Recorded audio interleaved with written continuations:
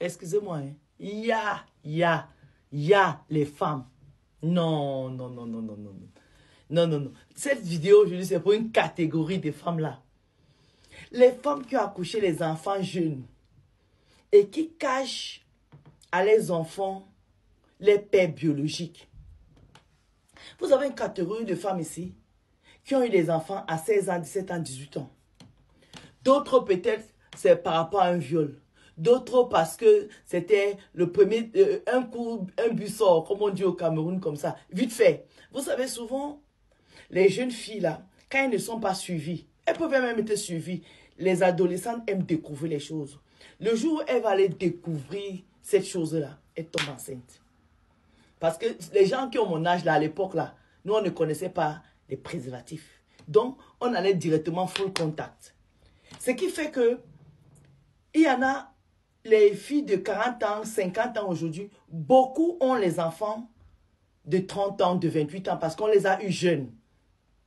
Très jeunes, on était encore vraiment sortis de l'adolescence quand on a eu nos enfants. Tu vas voir cette maman-là qui ne dit pas à son enfant, jusqu'à quand la petite a 30 ans, qui est son père, elle cache. Même quand la petite lui demande chaque fois que, qui est mon père? Elle dit non, je ne le connais pas, tout ça, tout ça, tout ça. Parce que elle a peut-être un mauvais souvenir de cette grossesse-là. Donc, elle fait un déni sur le papa. Elle ne veut même plus savoir qui est le père. Elle n'en parle pas à l'enfant. Elle élève bravement, vraiment, son enfant qui fait des brillantes études. Jusque pendant que la petite a fait ses études, elle rencontre son frère consanguin, ne sachant pas que c'est son frère consanguin, à la diaspora. Maman au Cameroun, elle a ouah pour envoyer son enfant étudier en France. La petite la tombe à l'université ici, dans la même classe que son frère consanguin. Ça veut dire que l'enfant de son père, il commence à faire les choses là. Ils tombent amoureux, ils passent une bonne relation. Ils habitent même ensemble. Le copain parle avec la maman au Cameroun. Allô, tout ça, c'est son beau-fils. Mais comme elle a fait un déni, elle a même oublié le nom du père du père de sa propre fille. Elle parle avec le frère de sa fille, sans savoir que les enfants ont le même sang. Ils font un enfant, deux enfants. Les deux enfants ne savent rien du tout. Même le père du mari, quand il parle avec la belle-fille, il ne sait pas que c'est la fille qu'il avait eue avec son ami d'enfance. Voilà, maintenant, il fallait se présenter au Cameroun, il fallait faire la dot. Le gars là prépare tout, il envoie l'argent à son père et tout, on achète tout. Vous savez, la dot au pays, tout ça. Tout le monde voyage ici. Ils ont eu 2 enfants. Ils se lèvent avec les 2 enfants. Ils arrivent au Cameroun, il faut faire la dot. C'est la femme qui arrive d'abord, vous savez, la femme arrive, elle va faire des trucs et tout. L'homme aussi arrive et tout ça là. Chez nous au Cameroun, la dot souvent, c'est la femme qui reçoit, puisque c'est chez elle qu'on vient. Donc quand le père arrive à la maison où il y a la dot, ça veut dire que chez son ancien gars, chez son amoureuse d'enfance, où il a eu un enfant. Lui aussi, les passants, je sais qu'il a un enfant comme ça dehors. Il ne sait même pas comment l'enfant s'appelle. Il n'a jamais vu l'enfant. Voilà le père là qui arrive. Il reconnaît la maison où il venait lancer les pierres. Vous savez, au Cameroun, quand on est jeune là, pour appeler Tanga, tu prends la petite pierre, tu tapes à sa fenêtre comme ça, tac, elle sait que c'est son gars qui appelle, elles sont en cachette. Et il reconnaît la maison où il a une histoire amoureuse. La maman là aussi reconnaît le monsieur, que c'est le père de l'enfant.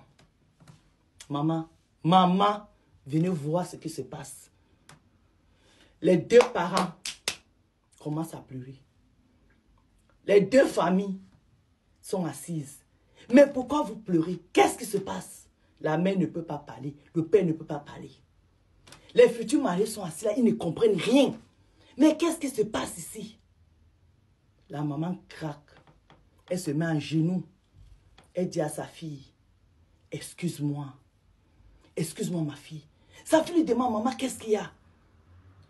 C'est là où, 30 ans plus tard, la maman là ose dire à sa fille que, excuse-moi, ce monsieur que tu vois là, c'est ton père biologique. Donc ce monsieur avec qui tu as eu 2 enfants, que tu veux épouser, c'est ton frère consanguin. La dot qui devait être la dot, la joie, c'est devenu le deuil. C'est devenu le deuil. Tout ça pour dire aux uns et aux autres que même quand on a passé une mauvaise expérience et que cette expérience-là nous a donné un fruit qui est un enfant, pensons à l'enfant. À un moment, pour avancer dans la vie, il faut être égoïste avec soi-même. Ça veut dire qu'à un moment, il faut que les parents hypothèquent les vies, comme je dis. Parce que oui, il n'y a pas un parent qui n'hypothèque pas sa vie pour le bien-être de son enfant. L'orgueil et tout, on peut mettre ça de côté. L'enfant, en tout cas, tout de suite, on a mal. Surtout pour les personnes qui ont subi le viol. Tout de suite, on a mal. Mais après, à un moment, quand vous avez eu le courage de garder l'enfant, d'accoucher votre enfant, de l'élever, à un moment, il faut avoir le courage de dire à l'enfant, ton père vient de telle famille, ton père vient de là-bas. Quitte à l'enfant de choisir d'aller chercher son père ou pas, mais au moins il connaît le nom de son père, il connaît d'où il vient. C'est important de savoir d'où on vient. C'est très, très important. Voilà un jeune couple qui ont fait des belles études, qui ont 2 beaux bébés, mais qui sont frères et sœurs. Selon vous, le futur de ce couple, c'est quoi? Moi, je vais toujours parler aux parents. Parce que comme je dis, on n'a pas l'obligation avec nos parents. Nos parents ont choisi de nous accoucher, de nous avoir. C'était les choix. Nous, on a choisi d'avoir nos enfants. C'est notre devoir. Oui, oui. Chaque parent doit assumer ses enfants. Parce que les enfants n'écrivent pas la lettre pour dire que nous, on arrive. C'est vous qui décidez de faire des enfants. Donc, quand tu es déjà parent, en fait, tu as choisi de mettre un peu, 50% de ta vie de côté. Parce qu'à un moment, tes enfants sont ta priorité. Et tu dois tout faire pour le bonheur de tes enfants. Voilà une maman par rapport à sa haine, par rapport à tout ce qu'elle a subi. Voilà le résultat. Voilà le résultat. Est-ce que vous croyez que selon vous, en Afrique, ils ont 2 enfants? Est-ce qu'ils vont se marier? La suite de l'histoire, je ne l'ai pas. Et je ne veux même pas connaître la suite de l'histoire. Tout ce qui m'intéresse ici, c'est qu'il faut que les parents apprennent à être vraiment responsables. Et apprendre à se regarder dans le miroir, c'est important. Quand tu te regardes dans le miroir, tu sais qui tu es. Tu vois si tu es fier de toi, si tu es content de ce que tu fais. Et si tu es vraiment fier des actes que tu poses, c'est important. Vous avez compris avec quoi, mes loulous chéris? Je vous bisoute là-bas. Oh.